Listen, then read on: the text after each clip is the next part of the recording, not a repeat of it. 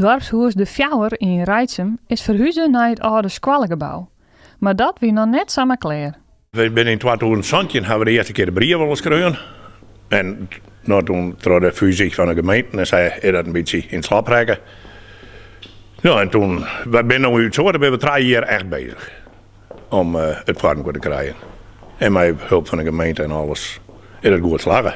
Vorig jaar november hadden ze de sleutel gekregen van het gebouw. Een grote groep vrijwilligers is toen uiteindelijk zet met de verbouwing. We zijn begonnen met slopen. En toen hebben we starten gewoon, mijn ander hebben we ja, de dingen wat op een rij gezet, wat er gebeuren moest. En nou, de schilders kwamen geplaatst. Toen ben we verder gegaan met de indeling. Die hek een beetje de leiding in. En de vrijwilligers die regelen ik nog wat. Ja, de plaats bleef, ja, een lidgroep bleef wat oer. En die uiteindelijk, die dissect heen. Er zijn gewoon mensen in dissect, dus uiteindelijk, ze hebben dat wat indeeld. We gaan nu een aparte vergaderzaal, ik kan toverman zitten tot 14. Met een apart keukentje erbij, kan apart verwarmen worden. En dan hebben we het ponkje nog. Daar kan een jeugdvergadering, maar daar kan ik ook de meeste zitten vergadering van een feestclub. Gaan ze het ook al over, ze zijn gezellig daar. En dan kunnen we deze zaal ik voor andere dingen gebruiken. Maar ze hoeven net alles altijd meer op te roemen. Dus dat had ik goed voor.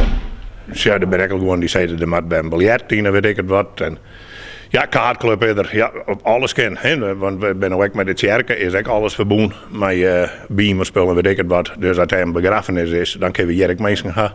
En dan kan die dat ook zien wat er in de kerken gebeurt. Dus we zijn het hart op alles klaar. Dit alles is mij mogelijk maken door de leadersubsidie.